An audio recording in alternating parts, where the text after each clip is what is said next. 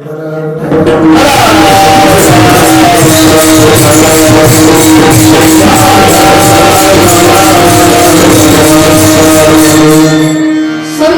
संगत केल्यानंतर आपल्या जीवनामध्ये सार्थकता दुसरी शोधण्याची गरज नाही.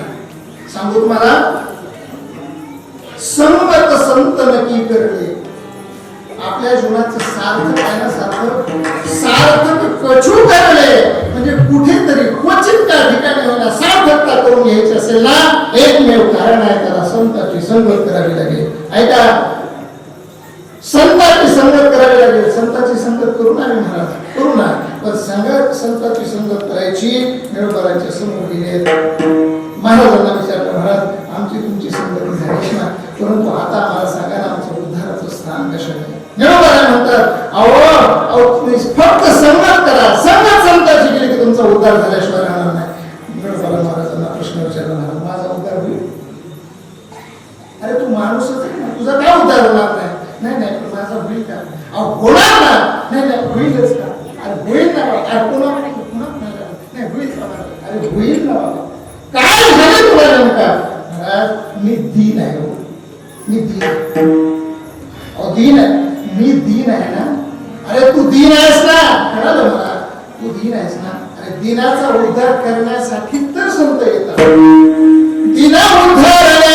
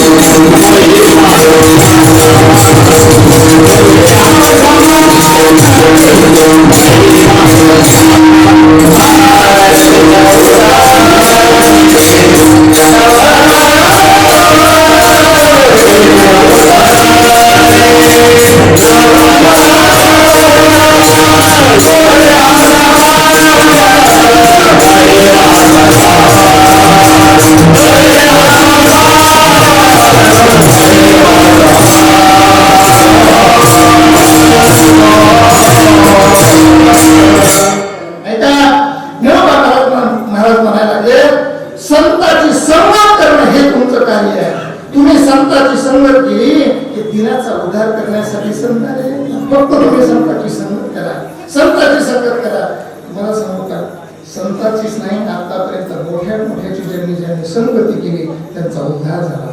नव्या नाव त्यांचा मोठा झाला. सांगू तुम्हाला एक उदाहरण सांगतो तुम्हाला. चला इतिहासामध्ये शिवाजी महाराजांचं कारकीर्द चालू होता आणि शिवाजी महाराजांच्या कारकिर्दीमध्ये एक त्यांच्या बरोबर पुत्र होत. त्या पुत्र्याचं नाव वाघे होतं. असा जबरदस्त तो पुत्र होता. शिवाजी महाराजांच्या जीवनामध्ये राखण करण्याचं एकमेव सगळ्यात अशी बारीक नजरेने राखण करणारा तो वाघ्या पुत्र होता. रायगडावर त्याचं राहणं होतं. शिवाजी महाराजांची संगत लागली. नीट बारीक ऐका. शिवाजी महाराजांची संगत लागली. पण एक दिवस असा उजळला गेला की तो दिवस घटनेमधून बाजूला काढण्यासारखा दिवस शिवाजी महाराजांचं देहांत अवसान झालं. शरीर शांत झालं आणि तो वाघ्या कुत्रा सगळ्या माणसामधून आग गर्दीमधून मध्ये येत होता. सगळे माणसं जमलेले, सेनापती वगैरे सगळे सगळे सगळे जमलेले, त्या तेवढ्या गर्दीमध्ये तो कुत्रा यायचा, पाहायचा माझ्या मालकाला काय झालं, काय झालं माझ्या मालकाला, काय झालं माझ्या मालकाला. सारखा तो कुत्रा या माणसातून त्या माणसात, त्या माणसातून त्या माणसात असा जात होता. बराच वेळ गेला, तास गेला, सगळे माणसं रडत आहेत. त्या कुत्र्याला सुद्धा लक्षात आलं की काहीतरी घटना वेगळी घडलेली आहे. माझा राजा का उठत नाही, माझा राजा का उठत नाही असं त्याच्या डोळ्यासमोर यायचं. पण त्याला तो मुकापणे, त्याला काही बोलता येत नव्हतं. पण शिवाजी महाराजांची संगत लागलेली. शेवट ज्या वेळेस चितेवर बांधल्या गेल्या, चिता रचल्या गेली, ताटीवर शिवाजी महाराजांना घेतलंय. राज वैभवामध्ये शिवाजी महाराजांचं ते शरीर विग्रह करण्यासाठी चितेवर ठेवलेलं आहे. आगने धाक दिला. मला शॉर्टकटमध्ये सांगायचं म्हणून बरं का, नाही तर हा दृष्टांत मी 15 मिनिटं जर सांगितलं तर तुम्ही अक्षरशः सगळे रडा. ज्या वेळेस शिवाजी महाराजांची चिता पेटवली गेली, तो वाघ्या कुत्रा या बाजू त्या बाजूने उड्या मारतोय. चिता पेटवल्याच्या नंतर जळ थाड थाड थाड थाड अग्नी असा वाढू लागलेला आहे, भरपूर वाढला. आणि अग्नी वाढल्याच्या नंतर राजा त्याच्यामध्ये त्याने बघितलेला होता. इकडून तिकडे उड्या मारतोय. पण शेवट त्याच्या लक्षात आलं की राजा जर बाहेर येत नसेल आणि जर या अग्नीमध्ये माझा राजा जर जळत असेल तर मला झुकून टाकायचा. अग्नीमध्ये उडी टाकली आणि स्वतः जळून भस्म झाला.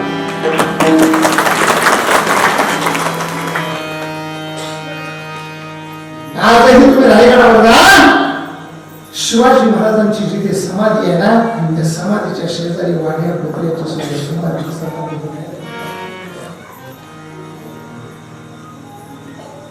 कुत्रा अग्नीमध्ये उडी टाकत असतो का? नसतो उडी टाकत. पण शिवाजी राजांची संगती लाभली. कुत्र्याने स्वतःचं जीवन अर्पण करून टाकलं. त्याला संगती म्हणतात. सांगू तुम्हाला, गंगाराम मवाळ नावाचा एक साधा संसारिक पुरुष, एक दिवशी घटना अशी घडली की तो गंगाराम मवाळ म्हैस हरवली म्हणून पाहण्यासाठी गेला. इकडे तिकडे शोधाशोध केली, कुठेच म्हैस सापडत नाही. डोंगरावर गेला. त्या डोंगराचं नाव आहे भंडारा डोंगर. भंडारा डोंगरावर गेला, पाहतोय कुठेच कुणी दिसत नाही. पण तेवढ्यामध्ये एक भजन करणारा साधू दिसला.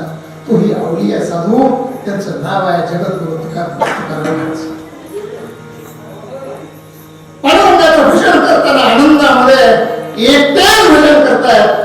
हा बाबा तिथे गेला आणि तुकाराम महाराजांना उठवलं. ओ महाराज, ओ महाराज, उठा ना, उठा ना महाराज. अरे काय झालं महाराज? माझी म्हैस हरवली. म्हैस तुम्ही बघितली का? महाराज मनातली मनात म्हणतात. आता ते महाराज लोकांना असं गणितच होतं, जवळचा माणूस जर चुकीचं काहीतरी बोलत असला पण जवळच असल्यावर त्याला आठवता येत नाही. पण मनातून म्हणले, काय वेड्या, अरे मी देवाला शोधण्यासाठी आलो आणि तुझी म्हैस बघण्यासाठी आलो का? तू मला म्हैस विचारतोस, काय वेडा असतो, असं काय करतो? बोलू शकले नाही. तुकाराम महाराजांनी सांगितलं, अरे गंगाराम, तुला म्हैसच शोधायची का? अरे मी देवाला शोधण्यासाठी बसलोय, जाऊ दे देवा सोडून म्हैस. नाही महाराज, माझ्या चिऱ्या पिल्याची पाठी आहे आणि काहीतरी असलं तरी आता मला म्हैस सांगा, मी तुमच्यावर विश्वास ठेवेल. पण आता मला खरं सांगा. तुकाराम महाराजांनी सांगितलं, विश्वास ठेवशील माझ्यावर? विश्वास ठेवशील? हो ठेवणार महाराज. आहे विश्वास? हो आहे महाराज. सांगू तुला, जा तुझ्या तुझ्या गोठ्यामध्ये म्हैस बांधलेली असेल, जा. आणि खुरच डोंगरावर खाली आला. मनामध्ये साशंकता होती. त्याच्या लक्षात येत होतं, माझ्या गोठ्यामध्ये म्हैस असल्यावर मला का सांगणार नाही, मला का करणार नाही. पण चारथी महाराज म्हणतात, विश्वास ठेवून तर पाहू. आला, पाहिलं गोठ्यामध्ये तर बांधलेली म्हैस होती. घरी आला, पत्नीला विचारले, मुलांना विचारले, तू आताच म्हैस सापडलं नाही ना? मग म्हैस कुणाला सापडली? घरच्यांनी सांगितलं, आम्हाला नाही सापडली. पत्नीला विचारलं, का गं तुला म्हैस सापडली का? ती म्हणजे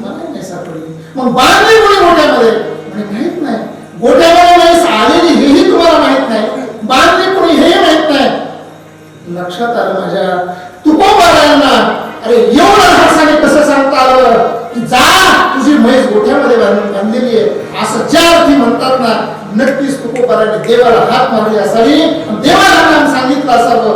देवाने जर म्हैस सापडण्याचं काम देव जर करत असेल तर तुकाराम महाराजांच्या जर मी काय तरी झालो, मी जर तुकाराम महाराजांच्या जवळ गेलो माझा का उद्धार नाही होणार नाही असं म्हटले. सगळा संसार सोडला आणि गंगाराम वाघ तुकोबाराच्या सेवेत गेला. तिथून पुढे 14 टाळकऱ्यापैकी टाळकरी बनला आणि स्वतःचा उद्धार करून घेतला.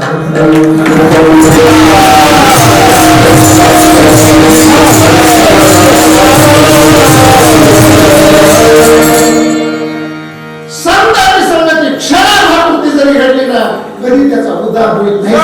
संगतीचे काय सांगू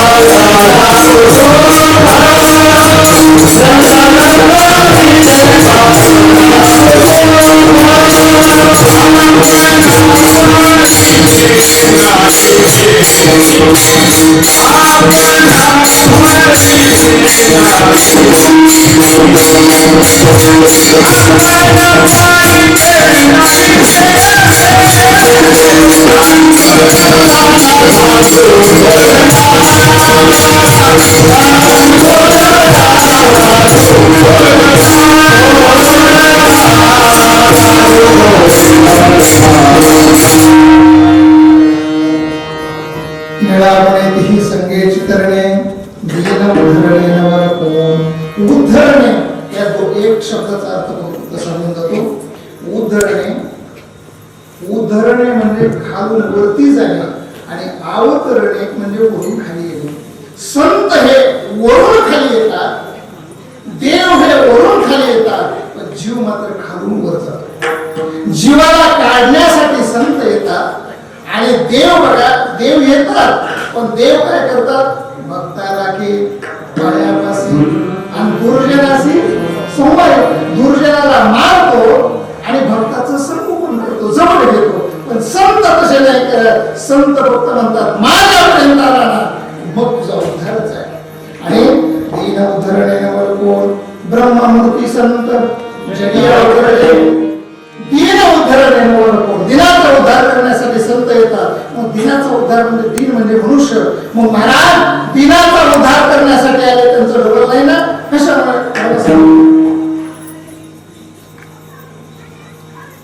सारंग महाराज पकवास वाजवत येतात. त्यांनी पकवास वाजवलं म्हणजे काही नवल आहे का. पकवास वाजवलं म्हणजे काही नवल आहे का. पकवास आहे पकवासाने पकवास वाजवणं काही नवल आहे का ना. तुम्ही म्हणाल त्याच्यावरच काय घेतलं, माझ्यावरही घेतो. कीर्तन करायला कीर्तन करणं म्हणजे नवल आहे.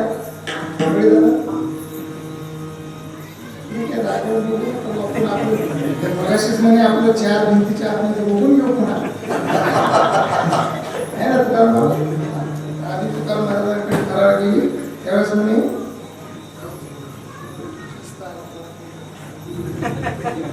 बाजू ते कसं आहे. कृष्ण परमात्मा सुद्धा म्हणला होता की प्रेम ह्याला सारखा म्हणायचा लंगोटी या जो आहे ना तो काही माणसात बिलकुल नाही.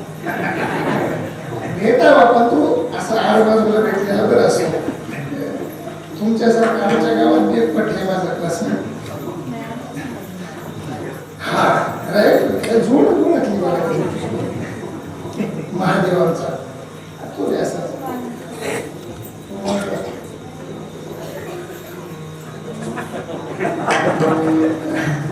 असं ठीक आहे. मी कशासाठी सांगतोय लंगोटी यार भेटू नये. दीन उद्धरणे नवर कोण. पकवासाने पकवास वाजवला म्हणजे नवल नाही. नवल कीर्तन कराने कीर्तन केलं नवल नाही.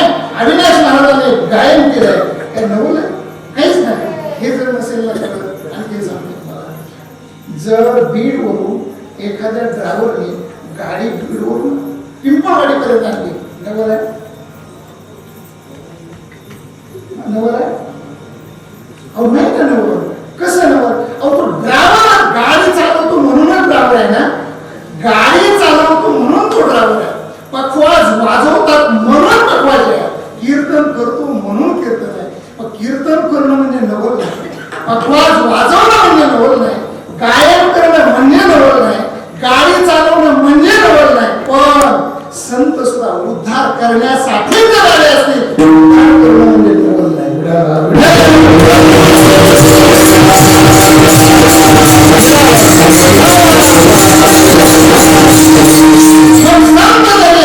उद्धार करण्यासाठी जर येत असतील तर त्यांनी सुद्धा उद्धार करणं म्हणजे नवल नाही, पण महाराज उद्धार करण्याकरता आले नवल नाही हे जरी करत असलं तरी परंतु संत दिनाचाच उद्धार करतात का आणखी कोणाचा करतात म्हणतात आणखीन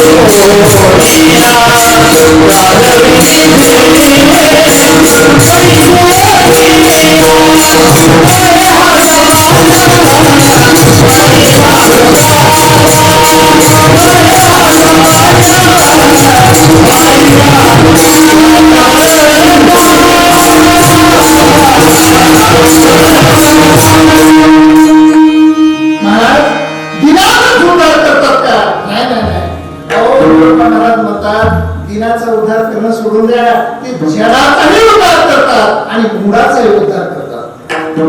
मग जग कोण आहे? चालली जड हिंदी हरली चांगल्याची मोक्ष मार्गीचा सांगती ज्ञानोबा माझा. बरं का स्पीकरवाले आवाज इतका गोड दिला ना, मी मला समजून घेतलं.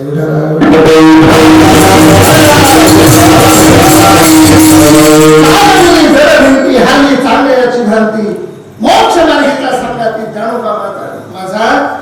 जड भिंती चालवणं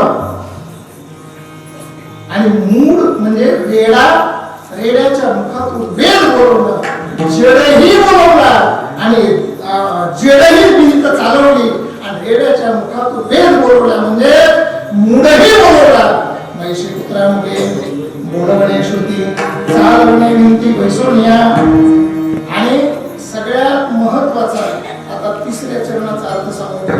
11 वाजलेत म्हणून उदका माझी वह्या देवळी कोरड्या दाखवण्या लोकड्या विश्वशना. हा खूप गोड आहे, निरोपरायचा आहे. 4 चरण आहेत आणि 4 चरणामध्ये 4 संतांचं वर्णन आहे. मी चरण म्हणतो, तुम्ही फक्त त्याचं कोणत्या संतांचं वर्णन आहे ते सांगायचं. मैशीपुत्रामध्ये बोलवणे श्रुती. आता तुमच्यावरच आहे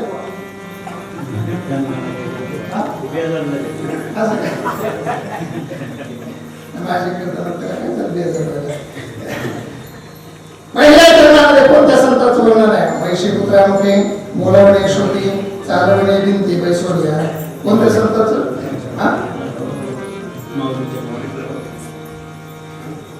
देशमुख महाराजांनी सांगितलं त्याबद्दल त्यांनी सांगितलं नंतर तुम्ही त्यांच्याकडे जेवायला होते.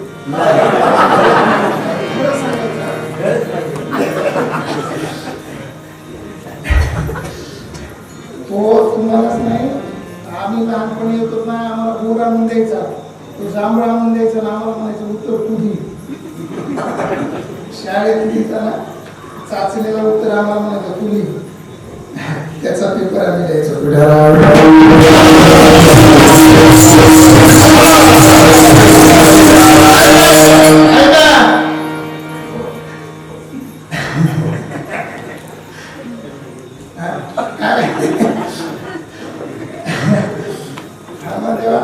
सांगा मला. मैशीपुत्रामध्ये बोलवणे श्रुती चालवणे भिंती बैसोनिया. कुणाचं वर्णन आहे? माऊलींचं वर्णन आहे. नव्हे असामान्य महिमा संताचा नैवेद्य हातीचा मूर्ती जेवे. कुणाचं वर्णन आहे? आता तुमच्याकडेच बघ. कुणाचं वर्णन आहे? नामदेव महाराजांचं वर्णन आहे. आणि तिसरं चरण उदका माझी वह्या घेऊन कोरड्या दाखवण्या लोकड्या विश्वजना. कुणाचं वर्णन हा तुमच्या नावाचे कितीतरी संघ आहे का? तुकाराम महाराजांचं आहे. आणि निरामणे ती संगे चितरणे दीन उद्धरणे नवलकोण. कुणाचं आहे आता तू सांग बरं.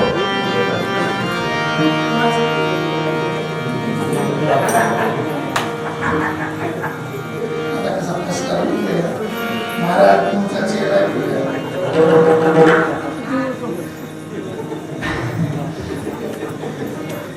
निरामणे ती संज्ञाची तरणे दीन उद्धरणे नवलकोण.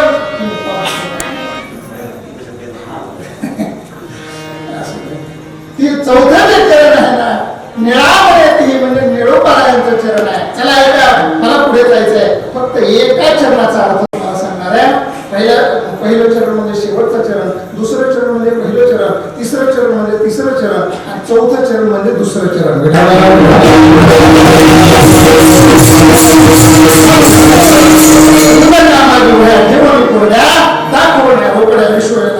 उदकामध्ये म्हणजे पाण्याच्या डोहामध्ये वह्या बुडवल्या गेल्या त्या सुद्धा कोरड्या दाखवल्या. उदकामाची वह्या ठेवून कोरड्या दाखवण्या रोकड्या विश्वजना. पण हे पुणे केलं सर्वांनी महिमा संतांचा नैवेद्य हातीचा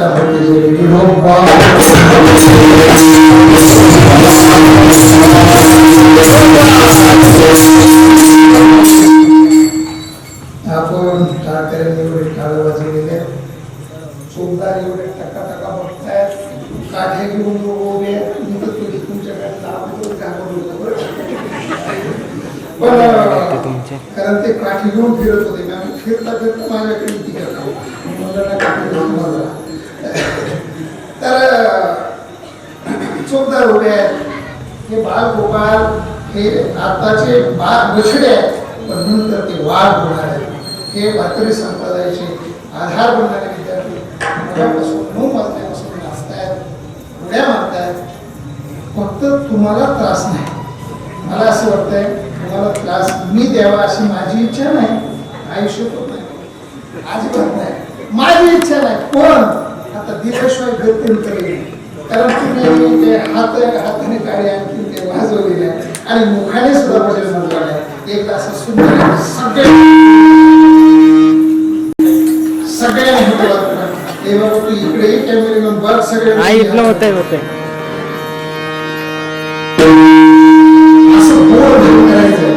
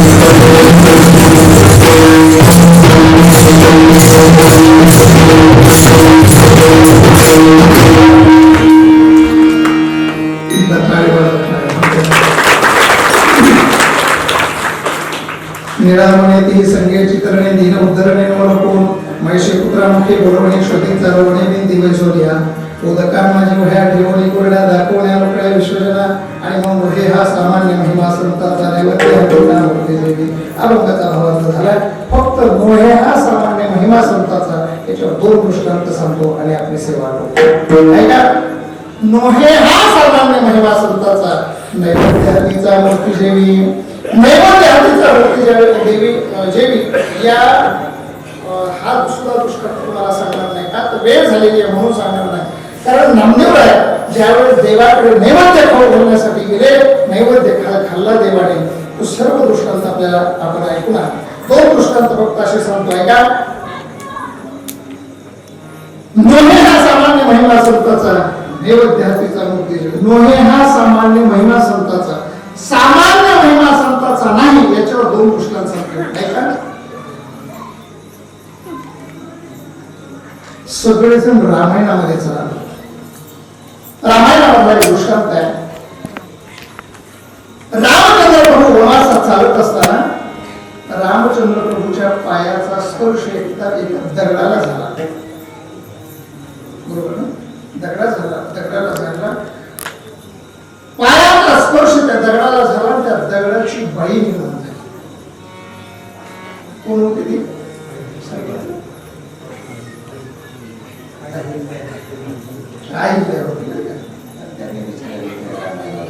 लक्ष देत नाही असं ठीक आहे. अहिल्या होती पण थोडस मागे जायचं. अहिल्या होती हे जरी खरं असलं तरी ती अगोदर कोण होती? बाईच होती. हे लक्षात ठेवा. सगळ्यात महत्वाचं पहिलं हे 2 दृष्टांत घरी घेऊन जा. अख्खं कीर्तन ऐकल्यासारखं होईल. रामचंद्र प्रभूच्या पायाच्या स्पर्शाने बाई निर्माण झाली पण ती अगोदर बाईच होती. बरोबर आहे. आमच्या ज्ञानोबाच्या स्पर्शाने काय झालं सांगतो तुम्हाला. एक राजा होता. राजाचं लग्न झालं. पहिलं बाळांपणाला मुलगी झाली, दुसरी मुलगी झाली, तिसरी मुलगी झाली, चौथी मुलगी झाली, 5वी मुलगी झाली. 5 मुली झाल्याच्या नंतर राजाला राग आला. राजाने सांगितलं बघ आता तर मी काही बोललो नाही पण 5 मुलं झाल्या तुला सारख्या मुलीच होतात.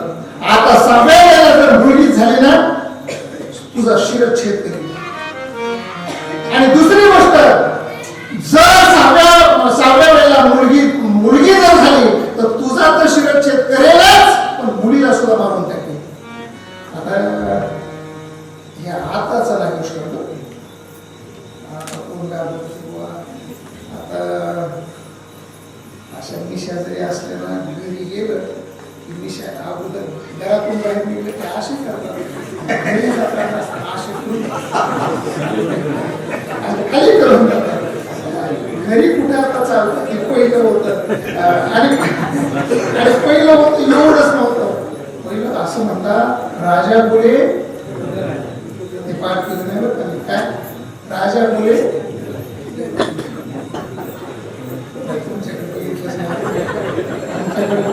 चालूच नाही.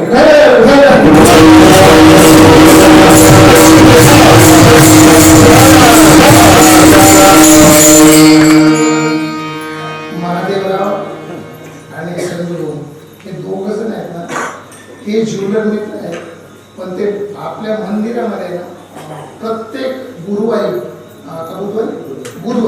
प्रत्येक गुरुवारी आपल्या राधाकृष्णाच्या मंदिरामध्ये येतात आणि दर्शन घेऊन मी नसलो तरी देवाचं दर्शन घेऊन करत येतात. एवढी शब्द असेल तर तुमच्या विषयावर कसा बोलू.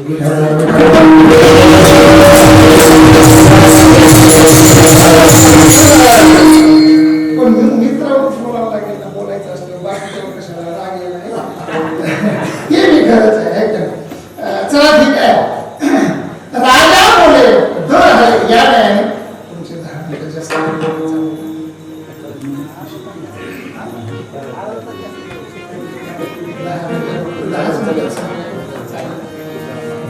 माफी मागतो. थोडस वेळ होते परंतु एवढे 2 दृष्टांत सांगतो. राजाला मुलगा होत नव्हता. 5 मुली झाल्या आणि 5 मुलीच्या नंतर 6व्या मुलीच्या वेळेला डायरेक्ट सांगितलं आता मात्र मुलगा झाला पाहिजे.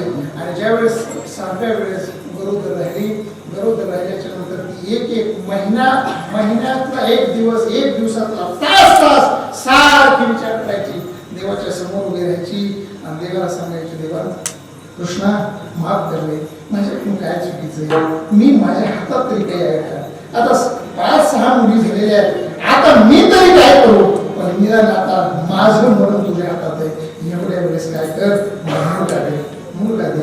परंतु काळ असा वेगळा असतो, आपण चिंतितो वेगळं आणि होतं मात्र वेगळं, का ते प्रारंभ असतं. घटना अशी घडली, बाळंतपण जवळ आलं, 9 महिने झालं ही एकदम अशी व्याकुळ झाली, देवाला टाहूक करून रडू लागली, देवा काही जरी झालं तरी चालेल, पण आता मला मुलगा दे, कारण माझं मरण माझ्या डोळ्यासमोर दिसतंय असं म्हणते. 6व्या वेळेला ज्या वेळेस बाळंतपण झालं आणि पाहायला गेलं ते बाळ, तर 6व्या वेळेला सुद्धा मुलगीच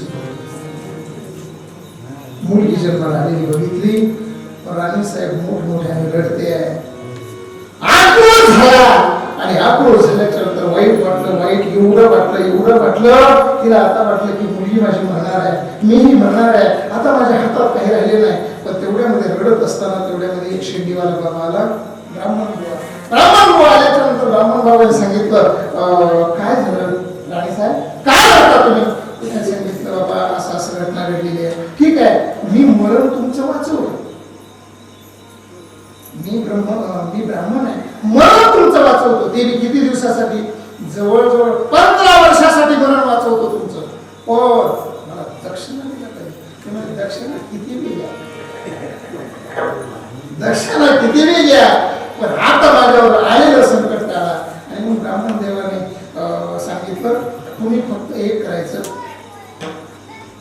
इथून पुढे सांभाळत असताना आता तर लगेच बाहेर दौडी पेटवायला लावायची, मुलगा झाला म्हणून, आणि फक्त तुम्ही त्याला उघडं राहू द्यायचं नाही. सारखं मुलाच्या वेशामध्ये, मुलगा जसा कपडे घालतो त्या वेशामध्ये त्याला लहानाचं मोठं करायचं. लहानाचं मोठं करत असताना 1 दिवस झाला, 2 दिवस झाला, दुसऱ्या दिवशी राजाच्या लक्षात आलं, मला मुलगा झाला. राजा म्हणला, आता मी मुख पाहणार, पुत्र मुख पाहावं लागतं म्हणतात ना, पुत्र मुख पाहण्यासाठी चालला. राजा जसा जवळ चालला ना, राणीने ब्राह्मणाला बोलून घेतलं, ब्राह्मण देवा राजा यायला लागला, आता काय करायचं? ब्राह्मण देवाने बघितलं, राजाला बघितल्याच्या नंतर ब्राह्मण देवाची शिंडी टाईट उभी राहिली, एकदम टाईट उभी राहिली. आता काय करायचं? घाबरला ब्राह्मण, भेटलं कापू लागला, पण शेवटी चतुर राहतो, पुढचं नाही घ्यायचं. तो ब्राह्मण चतुर, ब्राह्मणाने काय केलं माहिती का? शिंडी उभी राहिली, आणि ब्राह्मणाची शिंडी उभी राहिली, आयडिया निघालीच पाहिजे, लक्षातच घ्यायची ही गोष्ट. आणि ब्राह्मणाच्या डोक्यामध्ये आलं की आता काहीतरी करावं लागेल. लगेच राजाला सांगितलं, रायसाहेब काय चाललंय, कुठे चालला तुम्ही, कुठे चालला? राजाने सांगितलं, अरे जवळजवळ 10-15 वर्षाच्या नंतर मला मुलगा झालेला आहे, आता मी मात्र पुत्र मुख पाहण्यासाठी मी आतुर झालेलो आहे, मला पुत्र पाहिजे आहे.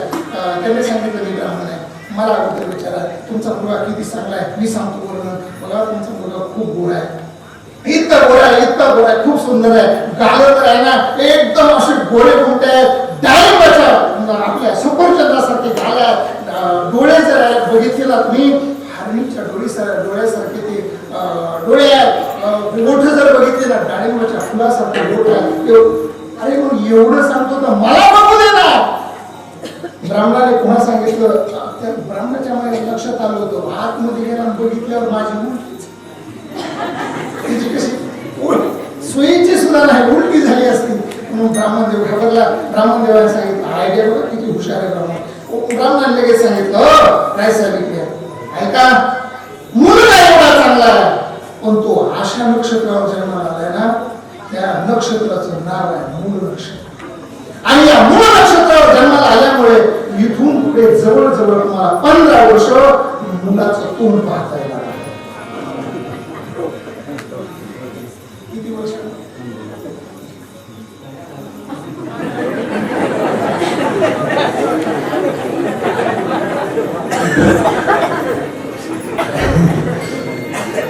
किती वर्ष? 15 वर्ष मुख पाहता येणार नाही. आता आजची जी बला आलेली होती, किती दिवसाची टळली? 15 वर्ष टळली ना. 15 वर्षामध्ये दाशीला एका सांगितलं, बाई तू घरी मी आणि ब्राह्मण आपल्या तिघालाच माहिती आहे. चौथ्या माणसाला कुणाला माहिती झालं नाही पाहिजे. आणि तुम्हाला सांगू का, स्त्रियश्च चरित्रं पुरुषस्य भाग्य कदा देवो न जानाति कुतो मनुष्यः. स्त्रियश्च चरित्रं पुरुषस्य भाग्य देवो न जानाति. स्त्रियांचं चरित्र पुरुषाचं भाग्य हे देवाला कळत नाही, माणसाला कळणार नाही. आणि मग ब्राह्मण देवाने 15 वर्षाचं काढलं. एक दिवस, 1 वर्ष, 2 वर्ष, 3 वर्ष मुलाच्या पोषकामध्ये ती मुलगी वाढू लागली. 15 वर्षाची झाली. 15व्या वर्षामध्ये पहिले 15व्या वर्षात लग्न करायचे, कारण मुलीचे करायचे. आता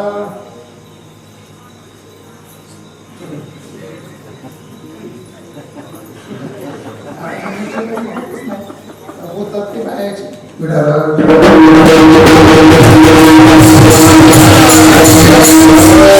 मुलीचं लग्न 15व्या वर्षामध्ये करायचं ठरवलं. पण राजाच्या लक्षात आलं, अरे असं तर मुख पाहायचंच नाही ना, पुत्रमुख तर मला दिसणार नाही ना. मग पुत्रमुख आणि सुनमुख दोघंही एकदाच पाहू ना, असा विचार केला. दुसऱ्या राज्यामध्ये गेला. 11:15 वाजून गेले.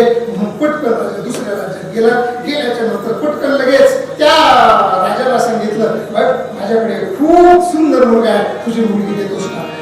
तिकडे त्यांचं मुलीचं ठरवायला गेले. आणि ह्या मुलीच्या लक्षात आलं, आईला विचारायला, आई माझे बाबा कुठे गेलेले आहे.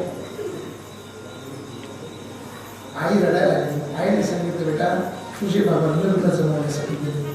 कुणाचं लग्न. तुझंच लग्न. असं का. मग काय कोणत्या राज्यात दिलेले आहे. या राज्यात दिलेले. त्यांना तर मुलगा नाही आहे. अरे बा बेटा त्यांना मुलगी आहे आणि तू मुलगा आहे असं राजाला माहिती आहे. आई तुला तर माहिती आहे ना. मग मी मुलगी आहे आणि दुसऱ्या राजाची मुलीचं लग्न होतं का कुठे. बरं करून काय करायचंय, काय फजिती होणार. बरं हे जर गोष्ट पुन्हा कळाली की आई तुला हे तुझंही शिरच्छेद होणारच आहे, माझंही जीवन संपणारच आहे आणि लग्न होऊन आमच्या दोघांचं जीवन हे बरबाद होणार आहे. सगळ्या राज्याला नावं घेऊन घेण्यापेक्षा मीच गेलेलं बरं. दुसऱ्या दिवशी सकाळच्या वेळेला राजपोषाखामध्ये राजपुत्राच्या वेशामध्ये एक कासरा घेतलेला आहे, घोड्यावर बसलेला आहे. घोड्याला टाच मारली आणि जंगलाच्या दिशेने खाड खाड खाड खाड खाड वाजत जंगलामध्ये निघून गेलेला. तो मुलगा झाडावर चढला, गळफास बांधलेला आहे आणि गळफास बांधल्याच्या नंतर गळ्याला मारला आणि उडी टाकणार. ती उड्यामध्ये थोडासा आवाज आला. आवाज आला. असं भजन करत करत कुणीतरी संत येत होते आणि ज्या संतांचं भजन करत होते ते सुद्धा त्या दिंडीमध्ये होते. ज्ञानोबा पुढे चालत होते, बाकीचे विरोबा वगैरे सगळे संत मागे चालत होते. आणि तेवढ्यामध्ये भजनाचा आवाज आला. त्या मुलीने कुठेतरी कीर्तन पिंपळवाडीमध्ये चाललेलं ते ऐकलं असेल आणि मग ते भक्तिदास महाराजांच्या सप्त्यात आलेली असेल मुलीने आणि तिने कीर्तन ऐकलं होतं. तिच्या लक्षात आलं आपल्याला मरायचंच आहे ना.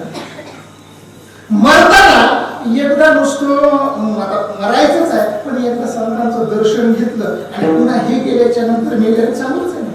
मरायचंच आहे तर चांगलं मरू. म्हणून ती पुन्हा गळफास काढला, खाली उतरली. समोरून संत येतात, पळतच गेली आणि ज्ञानोबराचे पाय धरले.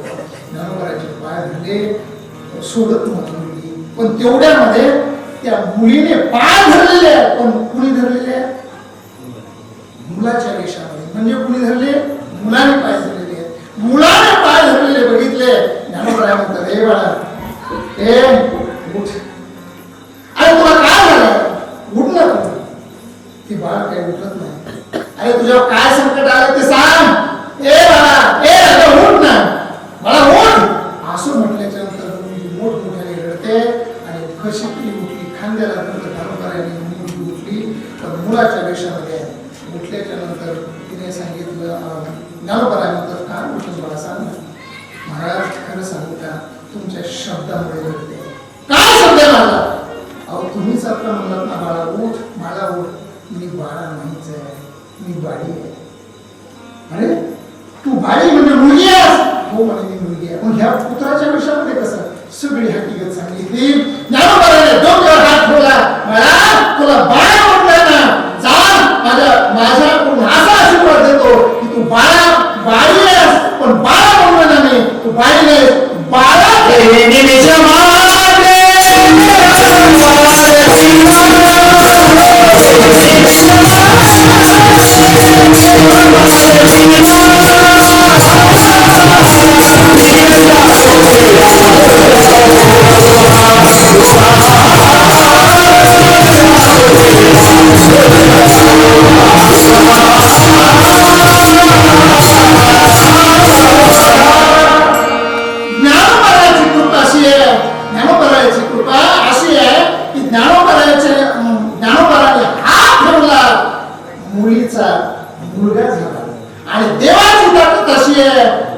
बाईची जी शिळा होती मनुष्य झाली थोर कीर्ती वाखाणली हे सगळं तुम्ही बघून घ्या.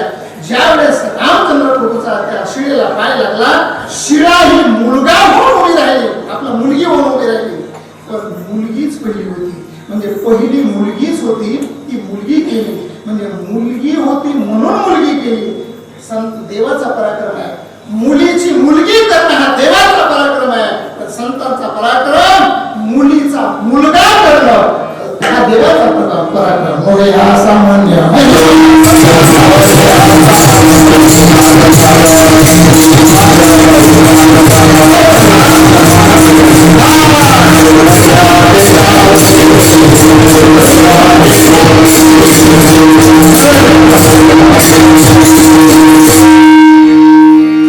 संतांचा महिमा आहे ना देवापेक्षा अगाध आहे. आणखी 2-3 दृष्टांत त्याच्यावर सांगेल, पण आता वेळ संपलेला आहे, नंतर कधीतरी पाहू.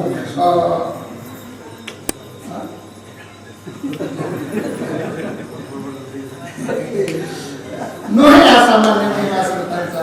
संतांचा महिमा असा आहे की देवापेक्षा सुद्धा संतांचा काटकर महिमा जास्त आहे. म्हणून नोहे हा सामान्य महिमा संतांचा.